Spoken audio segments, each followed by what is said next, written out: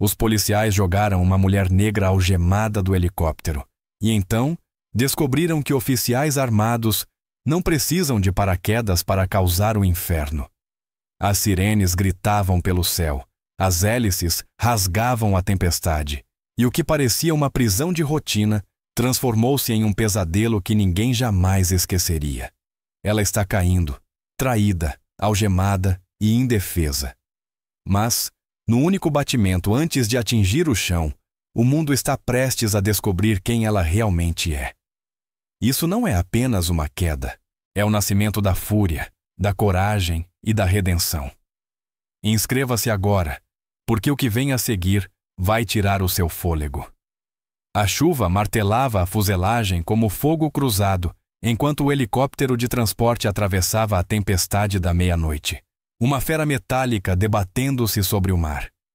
A capitã Maya Reeves, antes a piloto de combate mais condecorada da sua divisão, agora estava amarrada nos joelhos e nos pulsos, o uniforme encharcado, a mente revivendo a traição quadro a quadro. Os homens ao seu redor, agentes com quem ela já voara, com quem rira, em quem confiara a própria vida, se recusavam a encará-la. Eram fantasmas agora, ocos de culpa e de ordens que nem compreendiam. Relâmpagos sangravam pelas nuvens, pintando seus rostos de branco por um instante, antes de tudo mergulhar novamente na sombra. Uma missão deu errado, diziam. Um relatório forjado, assinaturas falsificadas, provas apagadas. Maya havia descoberto demais. Nomes de oficiais que vendiam planos de voo militares a senhores da guerra privados. A trilha levava direto até o homem sentado à sua frente. Ela quis gritar, rasgar a tempestade com a própria voz, mas conteve o fôlego. Cada batida do coração era um cálculo. O trinco da porta metálica soou, e o céu explodiu dentro da cabine. Um rugido de vento e chuva tão violento que abafou até o som do medo deles. Você nunca deveria ter chegado tão longe, capitã, disse o comandante, empurrando-a para a beira. Ela o encarou sem piscar, lembrando-se dos rostos dos soldados que resgatara de destroços em chamas, dos votos que fizera para proteger a todos, até mesmo esses covardes prestes a matá-la. O horizonte inclinou-se, o oceano faiscou em prata lá embaixo. Eles a empurraram. A gravidade a tomou. Por um segundo infinito, ela ficou sem peso, emoldurada pelo relâmpago, o reflexo distorcido em 1000 gotas de chuva. O pânico deveria tê-la dominado, mas em vez disso veio a clareza, aquela que surge quando tudo o que você era é arrancado. Ela encolheu as pernas, lutou contra as algemas, girou o ombro para capturar o vento, apenas o suficiente para mudar o ângulo da queda. A chuva ardia como balas, o ar rasgava seus pulmões, e ainda assim uma calma feroz floresceu em seu peito. Ela havia treinado em simulações de queda livre, mas aquilo era sobrevivência bruta. O helicóptero tornou-se uma sombra que encolhia acima dela, o farol vermelho pulsando como um coração que se apagava à distância. Eles acharam que ela tinha desaparecido, que o oceano engoliria a verdade junto com ela. Mas Maya Reeves não tinha a intenção de morrer anônima. Sob a tempestade, ela viu o fraco brilho das luzes de um barco de pesca. Girou o corpo com a precisão de uma soldado e atingiu a água como uma lâmina. A dor explodiu nas costelas. A escuridão a envolveu, mas sua mente agarrou-se a uma promessa. Ela voltaria a se erguer. As ondas fecharam-se sobre ela. A tempestade a devorou. E naquela escuridão, uma única ideia ardia. Eu vou voltar. O mar era um pulmão de ferro tentando mantê-la prisioneira para sempre. Cada onda dobrava-se sobre Maya Reeves como uma muralha viva, esmagando-lhe do ar dos pulmões enquanto a tempestade rugia acima. Ela flutuava entre a escuridão e a memória. Lampejos de luzes de cockpit, ordens gritando pelo chiado do rádio, a voz do pai dizendo: nunca se renda, nem em altitude, nem em esperança. Ela rastejou em direção àquela voz até que suas mãos tocaram metal, o casco de uma caixa de carga abandonada, lançada pelo temporal. os pulsos ainda presos. Ela enganchou as algemas numa aresta cortante e usou o balanço das ondas para romper um dos elos. O aço rasgou a pele, mas devolveu-lhe as mãos. A dor não era novidade. A dor era a prova de que ainda estava viva. As horas se dissolveram num amanhecer cinzento. A tempestade se afinou em névoa e ela viu uma costa marcada por penhascos, rochas negras pingando luz matinal. Nadou com as últimas forças, arrastando-se até uma estreita plataforma de pedra, onde desabou tossindo sal e sangue, o mundo girando em tons de azul. O helicóptero havia sumido, mas o eco dele ainda assombrava o vento. Em algum lugar lá fora, os homens que a traíram já estariam escrevendo o relatório. Falha de missão. Corpo não recuperado. Caso encerrado. Ela sorriu, um sorriso rachado e amargo, porque quanto a isso, eles tinham razão em uma coisa. Seu corpo não fora recuperado. Ele havia ressuscitado. Quando o sol rompeu o nevoeiro, ela já estava em movimento outra vez, mancando pelos penhascos até encontrar uma cabana de pesca abandonada e enferrujada. Dentro da cabana, ela vasculhou o que restava. Uma faca, um rolo de fio, uma pistola de sinalização sem projéteis e um kit de primeiros socorros esfarrapado. Costurou os próprios ferimentos com as mãos trêmulas, sussurrando nomes. Os companheiros de esquadrão perdidos para a corrupção que ela havia descoberto, os civis que seus comandantes haviam descartado como danos colaterais. Cada nome era combustível. Acendeu uma pequena fogueira, secou o uniforme e depois forçou o rádio da cabana a funcionar. Um chiado de estática, e então uma voz distante, um navio de suprimentos relatando falha no motor em algum ponto ao norte de sua posição. Perfeito. Ela improvisou um farol usando um espelho e a lente rachada da pistola de sinalização para enviar flashes em código Morse pela baía. Quando o navio apareceu ao entardecer, ela sinalizou 1, 2 vezes e escondeu-se atrás das rochas até que um bote salva-vidas foi lançado para investigar. 2 marinheiros pularam cautelosos, desarmados, homens bons, a julgar por seus rostos marcados pelo tempo. Maya esperou até que um deles virasse as costas antes de surgir, encharcada, silenciosa, os olhos duros o bastante para congelar o ar. Ajudem-me a chegar ao continente, disse simplesmente, e algo em seu tom fez com que obedecessem sem questionar. Naquela noite, ela ficou sob o convés, enrolada em uma lona, observando a linha costeira diminuir enquanto planejava cada passo de seu retorno. Precisaria de aliados, pessoas fora da cadeia de comando, aquelas que haviam visto demais e sobrevivido. Sua mente traçava rotas, um campo de aviação em Malta, um contato em Berlim, um disco criptografado escondido em um armário sob seu antigo indicativo de chamada. Ela não queria apenas vingança, queria exposição. A verdade queimaria mais forte do que qualquer bala, enquanto o navio cortava águas mais calmas. Ela fechou os olhos pela primeira vez em dias, mas o sono não trouxe descanso. Apenas o zumbido das hélices, o cheiro de chuva e o juramento de que ninguém envolvido naquela traição dormiria em paz novamente.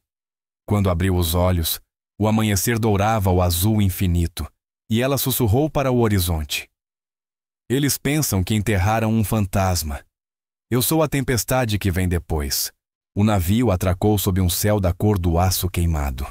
E quando a tripulação terminou de descarregar as caixas, Maya Reeves já havia desaparecido, dissolvendo-se na confusão da cidade portuária como fumaça. Ela se movia por becos que cheiravam a diesel e chuva, o casaco emprestado escondendo o uniforme rasgado por baixo.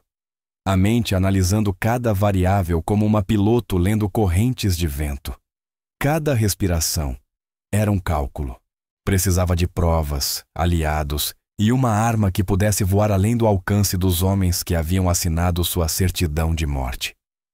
Encontrou um telefone público que ainda funcionava e usou uma identidade falsa para acessar uma linha segura que não chamava havia anos. Uma voz familiar atendeu, baixa, cansada e entrecortada de espanto quando ela sussurrou seu nome. Maya, disseram que você estava morta. Eu sei. Preciso que continue fingindo que isso é verdade. Silêncio. Depois, uma respiração lenta e controlada. Seu contato, a tenente Annika Joe, havia servido ao lado dela na logística secreta, o tipo de oficial que lembrava de tudo e não confiava em ninguém. Em poucas horas, Annika organizou transporte para uma pista clandestina nos arredores de Lisboa, onde um drone de vigilância desativado esperava num hangar sob registro falso. Maya passou o voo agachada no compartimento de carga, remontando um pequeno transmissor a partir de peças reaproveitadas, os dedos movendo-se por instinto mesmo enquanto o cansaço pesava sobre seus ossos. As luzes da cidade abaixo pareciam constelações da vida que ela havia perdido. Pessoas comuns com medo simples, alheias ao fato de que guerras inteiras podiam depender de nomes apagados em um arquivo. Quando aterrissaram, Annika a recebeu com um cantil de café e um olhar misto de admiração e preocupação. Você poderia desaparecer, disse suavemente. Recomeçar. Maya balançou a cabeça. Não fui feita para desaparecer. Elas carregaram o disco de dados do drone, mapeando todas as transferências criptografadas ligadas aos oficiais que haviam traído Maya. O que surgiu na tela fez Annika praguejar alto. Rastros bancários levando a contratantes de defesa e destes a oficiais de alta patente. A podridão ia mais alto do que imaginavam. Ao amanhecer, Maya já tinha um plano. Infiltrar-se na próxima cúpula de segurança em Genebra, onde os conspiradores se reuniriam sob cobertura diplomática. Andaria entre eles despercebida, gravaria cada palavra e transmitiria tudo ao vivo para a imprensa antes que pudessem silenciá-la novamente. Elas passaram 2 dias falsificando credenciais e reconstruindo as forças de Maya. Quando ela olhou-se no espelho pela primeira vez, mal se reconheceu. Cabelo curto, crachás falsos, os olhos firmes de uma mulher renascida no fogo. Na terceira noite, ficou na pista ao lado do drone, o vento rasgando o casaco, observando o horizonte incendiar-se com a primeira luz da manhã. Tem certeza de que está pronta? Perguntou Annika. Maya sorriu. Pequeno, letal. Pronta? Isso acabou no momento em que me jogaram daquele céu. Ela subiu a bordo de um jato fretado sob um manifesto falso, desaparecendo mais uma vez nas nuvens que haviam tentado matá-la. Muito abaixo, seus inimigos riam em escritórios cheios de fumaça e poder, acreditando que a história de sua morte já estava escrita. Não sabiam que a autora voltava para reescrevê-la com sangue e verdade. O jato cortava as nuvens cor de cinza, descendo rumo a um mundo que acreditava que Maya Reeves era um fantasma. Abaixo dela, Genebra brilhava como uma promessa e uma armadilha. Ela atravessou o aeroporto com a calma de quem não tem mais nada a perder. Suas credenciais falsas estavam guardadas em um crachá diplomático com o nome inventado de Ellen Cade. Cada passo ressoava com o zumbido da missão que ela havia construído do nada. Expor a corrupção que consumira seu comando e fazer o mundo ouvir a verdade antes que os poderosos a enterrassem novamente. O hotel da cúpula erguia-se à beira do lago como uma fortaleza de vidro, cheia de seguranças, políticos e contratantes, usando sorrisos polidos que escondiam 1000 traições. Maya os observava através dos elevadores espelhados, seu reflexo fragmentando-se a cada andar. Quando as portas se abriram no nível da conferência, ela já usava um fone ligado ao drone que Annika havia lançado ao amanhecer. As pequenas câmeras transmitiam em tempo real a vista do céu da cidade, uma teia de movimento que transformava sua solidão em estratégia. Dentro do grande salão, lustres brilhavam como sóis aprisionados, e o ar cheirava a dinheiro e alianças falsas. Os homens que haviam ordenado sua morte estavam ali. General Corson, Diretor Vale, Coronel Hughes, todos rindo sob um mural de paz mundial, enquanto assinavam contratos que trocavam vidas por lucro. O pulso de Maya desacelerou. Sua mente tornou-se cristalina. Ela se moveu até a estação de mídia que havia hackeado pela manhã, inseriu um drive disfarçado de chip de tradução e sussurrou uma única palavra: transmitir. Do outro lado do salão, os projetores piscaram. A transmissão do drone de Anika substituiu o logotipo da cúpula em todas as telas. Registros bancários, áudios de reuniões secretas, manifestos de voo conectando as contas pessoais dos conspiradores a envios ilegais de armas. As vozes se ergueram. A confusão espalhou-se como fogo. Os olhos de Corson se voltaram para Maya. O reconhecimento veio tarde demais. Ela ficou ali, sem disfarce, jogando o crachá de lado, o olhar afiado como uma lâmina. Vocês queriam que eu ficasse em silêncio, disse ela, a voz ecoando pelos microfones como trovão nas montanhas. Vocês enterraram soldados, civis e a verdade para construir o seu império. Considerem isto a sua tempestade. Os seguranças correram, mas a multidão se adiantou. Repórteres, delegados, assessores, celulares gravando, transmitindo ao vivo antes que a segurança pudesse cortar o sinal. Vale avançou para o console, arrancando cabos, mas o drone acima já havia espelhado o sinal para redes globais. Ao redor do mundo, manchetes explodiam como bombas. Fraude militar exposta. Oficial heroína viva. O pânico abriu rachaduras na cúpula. Maya rolou sob uma mesa quando tiros ecoaram. Um mercenário disfarçado de segurança. Vidro se estilhaçou. Alarmes uivaram. Ela se moveu com a precisão do treinamento, há muito enterrado, mas nunca esquecido. Rolando, desarmando, atacando, um borrão de músculos e vontade. Quando a fumaça se dissipou, Corson estava sozinho perto da sacada, arma tremendo na mão. Você não entende, Reeves, sibilou ele. Nós estávamos protegendo os interesses nacionais. Ela deu um passo à frente, os olhos fixos nos dele. Você estava protegendo sua conta bancária. O holofote do drone cortou o teto destruído, banhando ambos em luz branca enquanto helicópteros da verdadeira polícia se aproximavam do lago. Pela primeira vez, Corson pareceu pequeno. Abaixou a arma, mas o orgulho o impediu de se render. Maya segurou seu pulso, arrancando a arma e entregando-a aos oficiais que chegavam. A lei terminará o que a consciência de vocês não pôde, disse ela. Enquanto o arrastavam, os flashes das câmeras explodiam. Maya virou-se para o vidro estilhaçado que se abria para o lago.